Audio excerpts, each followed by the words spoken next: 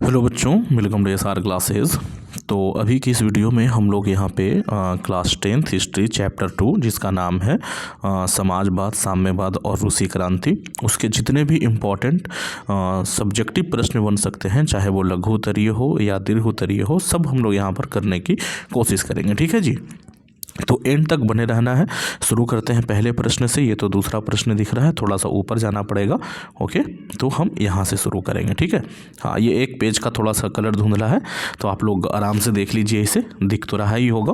चलिए जी, तो पहला सवाल है आपके सामने कि पूंजीवाद क्या है। तो पूंजीवाद एक ऐसी व्यवस्था है बच्चों जिसमें उत्पादन के सभी साधनों, कल कारखानों तथा विपणन में पूंजीपतियों का अधिकार होता है। विपणन का मतलब होता है लागत, ठीक है ना।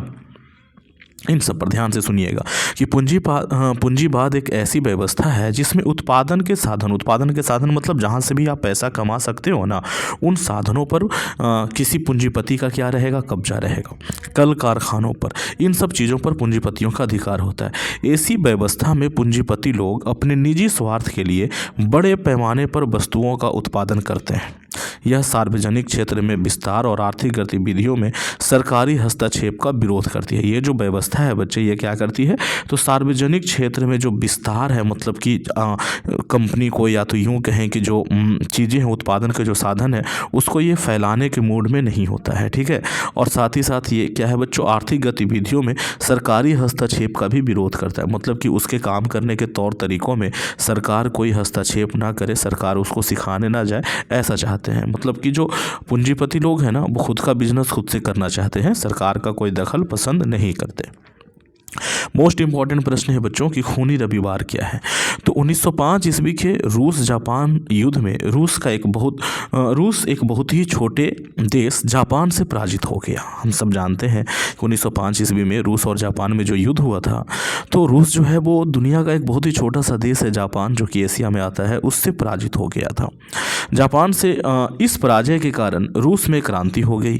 ठीक है, ये जो पराजय हुई थी ना, इसके कारण रूस में क्रांति हो गई, क्योंकि रूसियों को ये गवारा नहीं हो रहा था कि एक छोटा सा अदना सा देश जापान ने उसे हरा दिया था। इसके वजह से वहाँ पर क्रांति हो गई।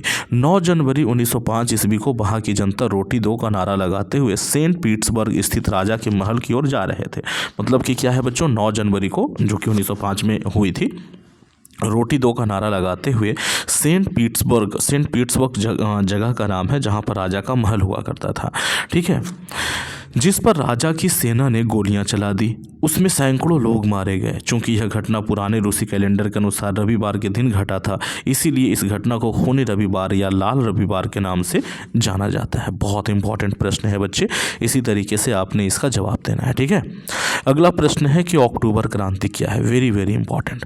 तो 7 नवंबर 1917 ईस्वी को बोल्शेविकों ने, जो यहाँ पे देखो बोल्शेविक कैसे लिखाता है, पेट्रोग्राद के रेलवे स्टेशन, डाकघर, टेलीफोन केंद्र, कचहरी इत्यादि सरकारी भवनों पर अधिकार कर लिया तथा वहाँ के शासक को रूस छोड़कर जाना पड़ा। मतलब वहाँ का जो रूस का जो शासक था उस टाइम पे, उसको रूस छोड़ करके भागना पड़ा और शासन चलाने की शक्ति सर्वहारा वर्ग के हाथों में आ गई, जिसका अध्यक्ष लेनिन को बनाया गया। चूंकि पुरानी रूसी कैलेंडर के अनुसार यह घटना 25 अक्टूबर 1917 ईस्वी को घटा था, इसलिए इसे अक्टूबर क्रांति के नाम से जाना जाता है। कितने सरल शब्दों में इन चीज़ों को लिखा गया है बच्चे, आप सब देख सकते हो। ठीक है ना। चलिए जी, अगले प्रश्न की ओर बढ़ते हैं। सर्वहारा वर्ग किसे कहते हैं। तो समाज का वह वर्ग जिसमें गरीब किसान, कृषक, मजदूर, सामान्य मजदूर एवं आम गरीब लोग शामिल हों, उसे सर्वहारा वर्ग कहते हैं। मतलब सर्वहारा वर्ग कौन हुआ बच्चों, तो जो काम करने वाले गरीब किसान हैं ना, मजदूर हैं, वो सब के सब क्या कहलाते हैं, सर्वहारा वर्ग कहलाते हैं।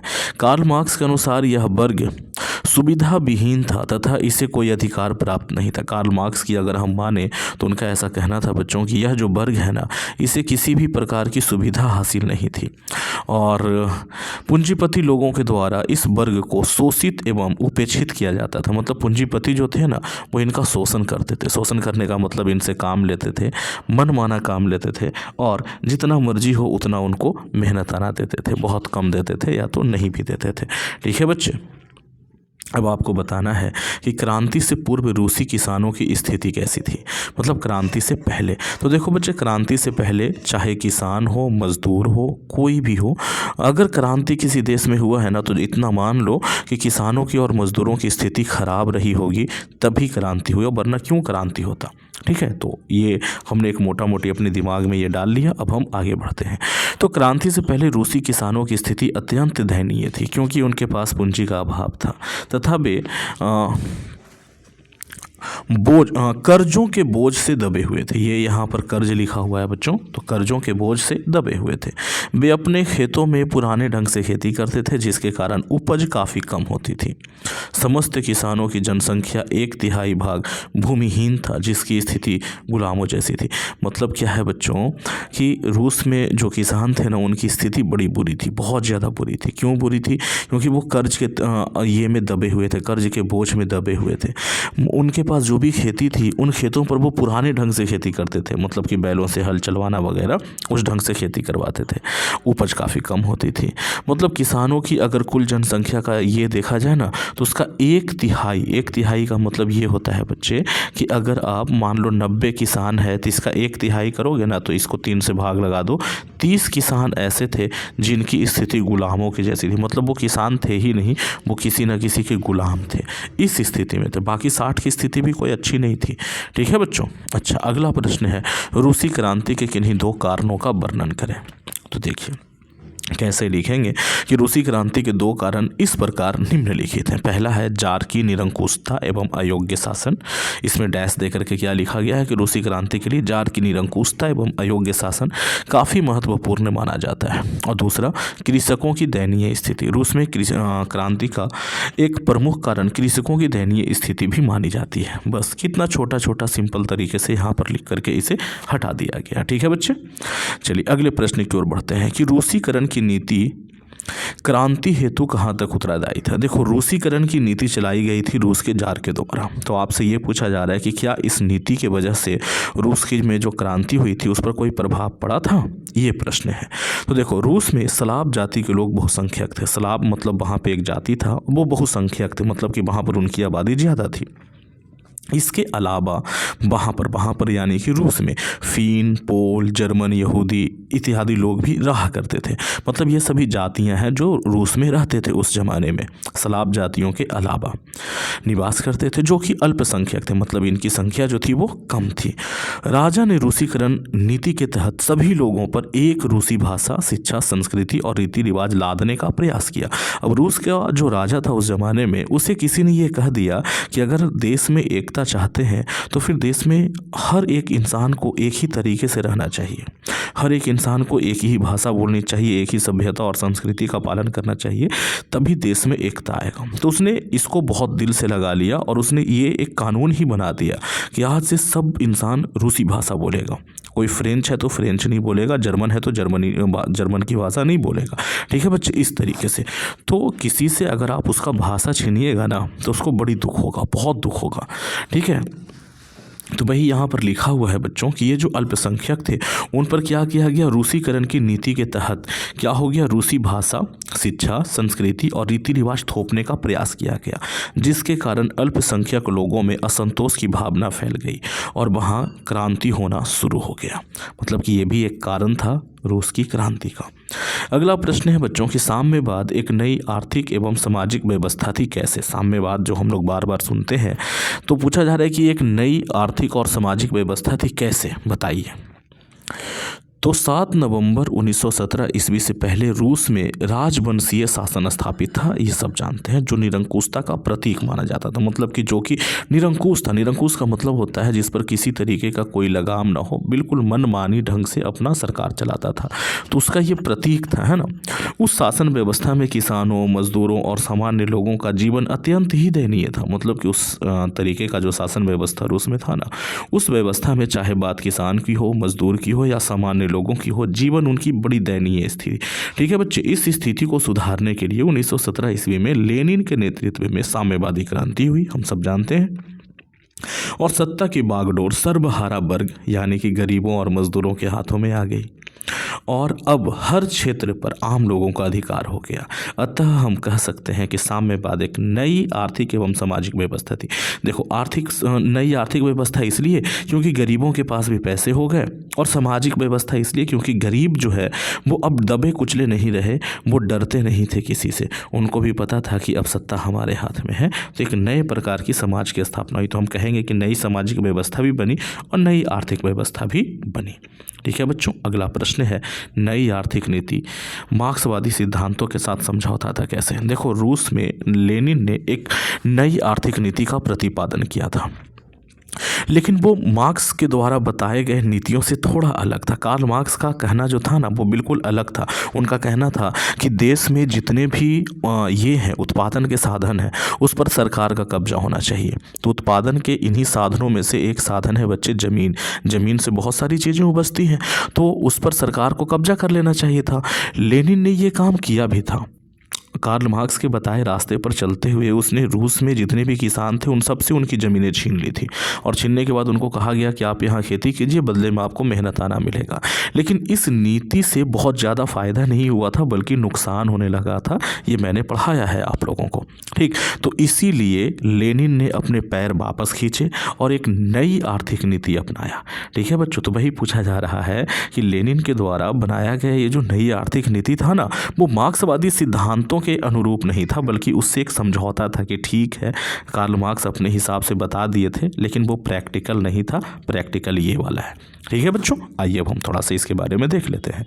लेनिन एक स्वप्नदर्शी विचारक नहीं था। लेनिन जो है वो स्वप्नदर्शी नहीं था। मतलब हम सब जानते हैं कि समाजवादी जो थे वो दो प्रकार के थे, एक स्वप्नदर्शी थे और एक ये वैज्ञानिक समाजवादी थे। बल्कि एक कुशल सामाजिक चिंतक था तथा राजनीतिज्ञ भी था। उसने यह स्पष्ट देखा कि पूरी तरह समाजवादी व्यवस्था लागू करना या एक साथ पूरे पूंजीवादी दुनिया से टकराना संभव नहीं है। लेनिन ने ये बात समझ लिया था कि अगर पूरी तरीके से हम समाजवादी व्यवस्था लागू कर देते हैं ना, या तो पूरी दुनिया में जितने भी पूंजीपति देश हैं उनसे एक साथ टकरा जाते हैं, तो ये संभव नहीं है। जैसा कि ट्रॉटस्की चाहता था, ट्रॉटस्की ऐसा ही चाहता था। इसलिए उसने 1921 ईस्वी में एक नई आर्थिक नीति की घोषणा की, जिसमें काफ़ी हद तक मार्क्सवादी सिद्धांतों को शामिल किया गया था। मतलब काफ़ी हद तक शामिल किया गया था, लेकिन पूरा मार्क्सवादी सिद्धांतों को नहीं अपनाया गया था। अतः हम कह सकते हैं कि नई आर्थिक नीति मार्क्सवादी सिद्धांतों के साथ समझौता था। मतलब कि पूरी तरीके से नहीं अपनाया गया था ना, तो थोड़ा बहुत तो हमने समझौता किया ना उसके साथ। समझौता करने का मतलब ये होता है कि मार्क्स के द्वारा बताए गए हर बात को ना मान करके कहा गया ठीक है ये वाला बात रहने दीजिए, बाद में देखा जाएगा। तो ये समझौता इसी को कहते हैं। ठीक है। प्रथम विश्व युद्ध में रूस की पराजय क्रांति हेतु मार्ग प्रशस्त किया कैसे। मतलब देखो, प्रथम विश्व युद्ध में जब रूस की हार हुई, तो ये जो हार था ना, रूस में क्रांति का तात्कालिक कारण बना कैसे, ये सवाल है। मतलब रूस में जो क्रांति हुई, ऐसा नहीं कि क्रांति कोई एक दिन का उपज होता है बच्चे, कई सारे कारण होते हैं, लेकिन कोई ऐसा होता है जो तात्कालिक कारण होता है कि बस यही वजह था और मार चालू हो गया।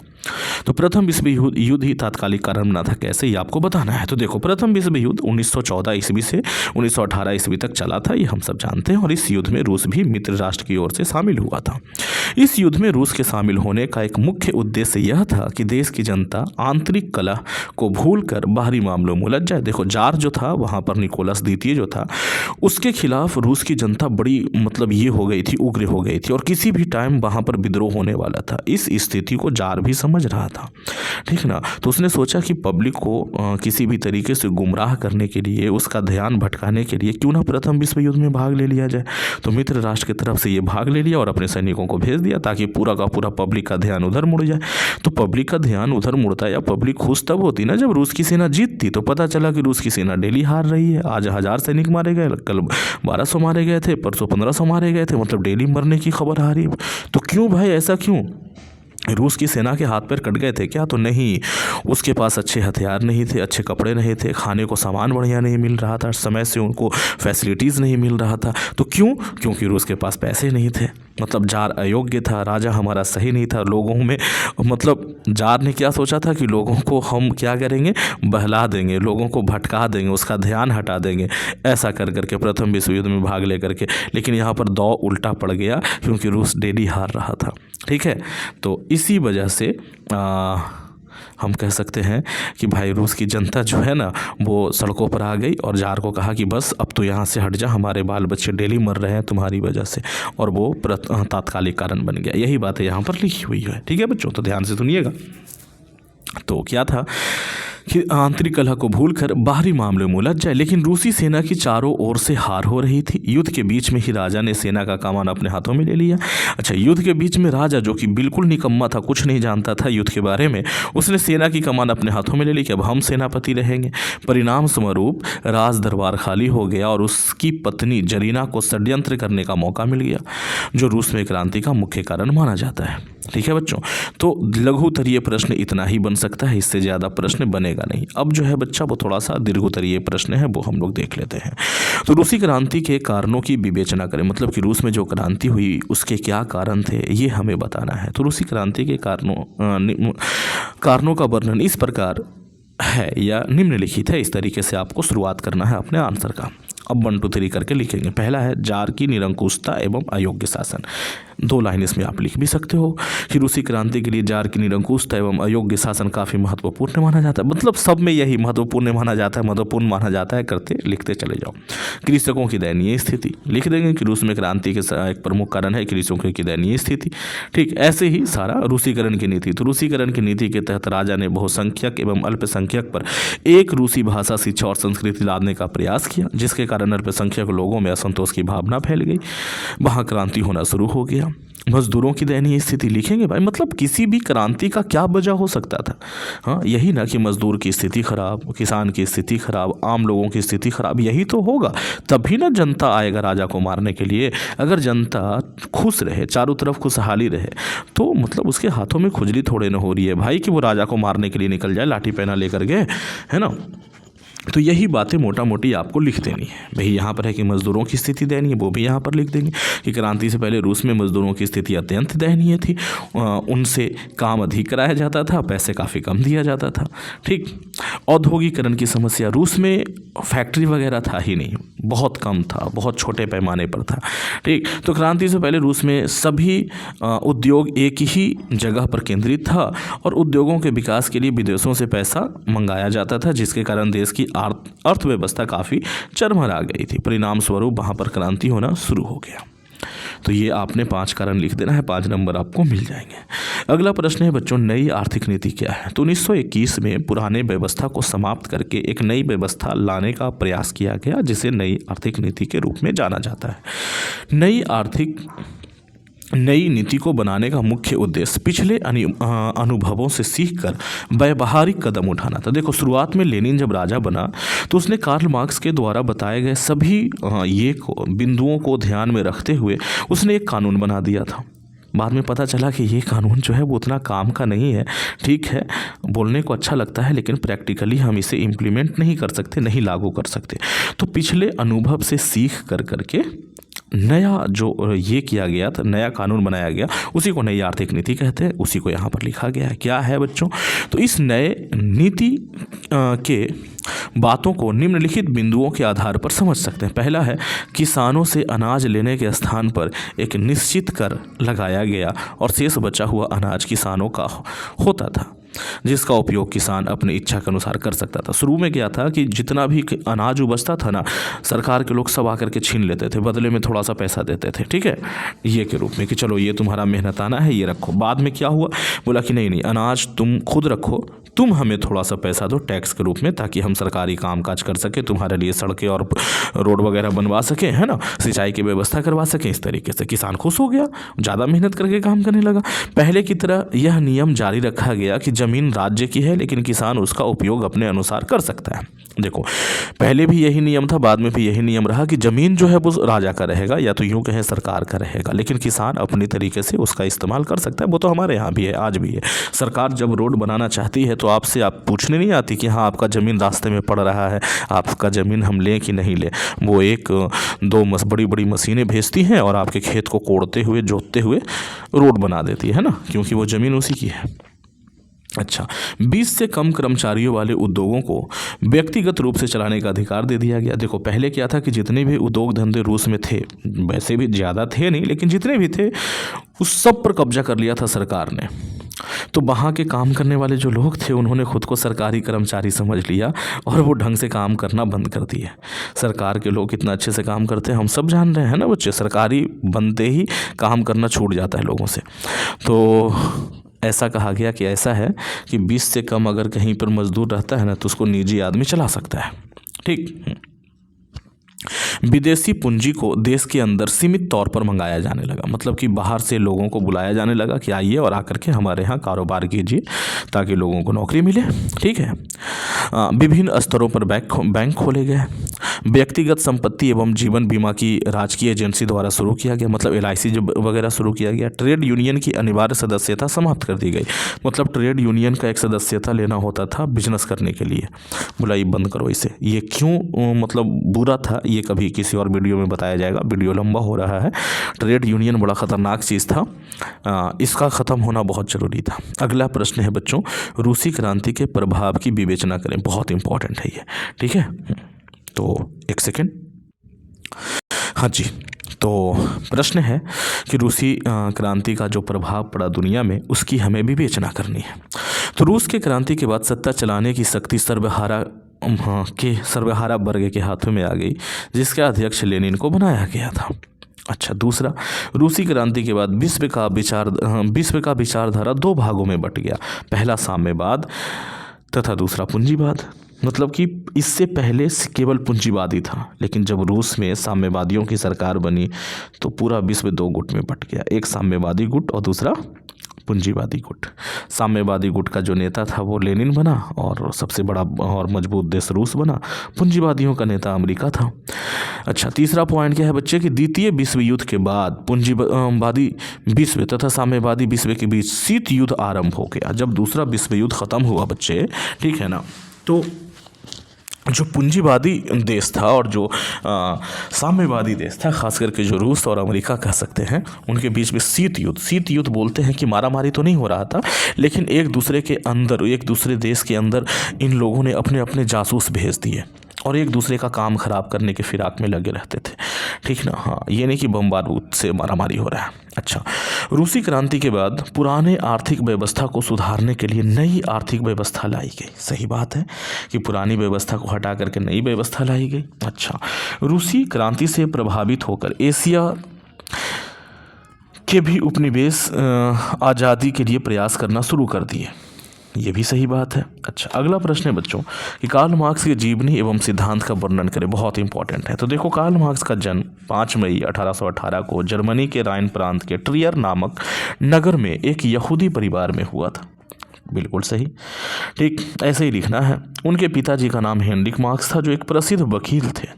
आगे चलकर उनके पिताजी अपने धर्म को छोड़कर ईसाई धर्म ग्रहण कर लिए, मतलब आगे चल करके जो कार्ल मार्क्स के पिताजी थे, यहूदी जो थे, वो उन्होंने अपना यहूदी धर्म को छोड़ करके ईसाई धर्म अपना लिया था। कार्ल मार्क्स बोन विश्वविद्यालय से विधि यानी कि कानून की शिक्षा प्राप्त की थी। 1836 ईस्वी में बर्लिन विश्वविद्यालय चले गए और हीगेल के विचारों से प्रभावित हो गए। हीगेल एक दार्शनिक हुआ करते थे, उनके विचारों से ये प्रभावित हो गए थे। 1843 में उसने अपने बचपन के मित्र जेनी से विवाह कर लिया और उन्होंने राजनीतिक एवं सामाजिक इतिहास पर मॉन्टेस्क्यू तथा रूसो के विचारों का गहरा अध्ययन किया। मतलब मॉन्टेस्क्यू और जो रूसो था ना, उनके लेखनी को इन्होंने पढ़ना चालू कर दिया। 1844 में उनकी मुलाकात हुई फ्रेडरिक एंगल्स से, जिससे उनकी जीवन भर गहरी मित्रता बनी रही। एंगल्स के साथ मिलकर के 1848 ईस्वी में उन्होंने एक साम्यवादी घोषणा पत्र प्रकाशित किया, जिसे आधुनिक समाजवाद का जनक कहा जाता है। मार्क्स ने 1867 में दास कैपिटल नामक पुस्तक की रचना की, जिसे साम्यवादियों का या तो समाजवादियों का बाइबल भी कहा जाता है। कार्ल मार्क्स के सिद्धांत क्या थे वो यहाँ पर लिखा हुआ है। द्वंद्वात्मक भौतिकवाद का सिद्धांत, वर्ग संघर्ष का सिद्धांत, इतिहास की भौतिकवादी व्याख्या, मूल्य एवं अतिरिक्त मूल्य का सिद्धांत, राज्यहीन वर्गहीन समाज की स्थापना। इसके बारे में फिर कभी ध्यान से समझाया जाएगा, बस आपके ये पॉइंट लिख देने हैं। ठीक है बच्चे। अच्छा, अगला प्रश्न है, यूटोपियन समाजवादियों के विचारों का वर्णन करें। जो यूटोपियन समाजवादी थे उनके क्या विचार थे, हमें वो वर्णन करना है। तो प्रथम यूटोपियन समाजवादी जिसने समाजवादी विचारधारा के विकास में महत्वपूर्ण भूमिका निभाई, हाँ जी, तो कहाँ थे कि प्रथम यूटोपियन समाजवादी जिसने समाजवादी विचारधारा के विकास में महत्वपूर्ण भूमिका निभाई वह एक फ्रांसीसी विचारक सेंट साइमन था। ये बार बार प्रश्न बनता है बच्चों कि प्रथम यूटोपियन समाजवादी कौन थे, तो सेंट साइमन था। उनका मानना था कि राज्य एवं समाज का गठन इस प्रकार से करना चाहिए कि लोग एक दूसरे का शोषण करने के बजाय प्रकृति में मौजूद संसाधनों का उपयोग करें। मतलब कि ये ऐसा मानते थे कि लोगों को एक दूसरे से प्रेम के साथ रहना चाहिए, प्रकृति में जो भी संसाधन उपलब्ध है ना एक दूसरे से मिल बांट करके उसका उपयोग करना चाहिए। लेकिन ऐसा तो था नहीं। अमीर लोग जो थे वो सारे ज़मीनों पर कब्जा करके बैठे हुए थे और गरीबों से उसमें काम करवाते थे। मिल बांट करके क्यों रहेंगे वो? ठीक, आपस में मिलजुल करके रहें। उन्होंने आगे चलकर घोषणा किया कि प्रत्येक को उसकी क्षमता के अनुसार तथा प्रत्येक को उसके कार्य के अनुसार, आगे चल करके यही नारा समाजवाद का मूल नारा बन गया था बच्चे। फ्रांस से बाहर सबसे महत्वपूर्ण यूटोपियन चीन तक ब्रिटिश उद्योगपति रॉबर्ट ओवेन था। मतलब कि फ्रांस के बाहर चीन तक की बात कर रहे हैं। जो सबसे महत्वपूर्ण यूटोपियन समाजवादी थे वो कौन थे? तो ब्रिटिश के, मतलब कि इंग्लैंड के एक उद्योगपति थे, राष्ट्रपति में बोलने जा रहा था, उद्योगपति रॉबर्ट ओवेन थे। उन्होंने स्कॉटलैंड के न्यू लोनार्क नामक स्थान पर एक फैक्ट्री की स्थापना की और उस फैक्ट्री में श्रमिकों को अच्छा वेतन तथा सुख सुविधा देना आरंभ किया। और उसने महसूस किया कि मुनाफा कम होने के बजाय अधिक बढ़ गया था।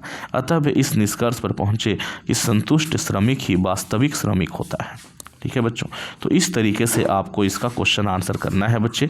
कैसा लगा ये वीडियो कमेंट करके अवश्य बताएं। अगर अच्छा लगा है तो इसे एक लाइक करें, दोस्तों में शेयर करें। चैनल पर पहली बार हैं तो चैनल को सब्सक्राइब करने से ना हिचकें, फटाफट से सब्सक्राइब कर लें और बने रहें सारा क्लासेस के साथ। Thanks for watching.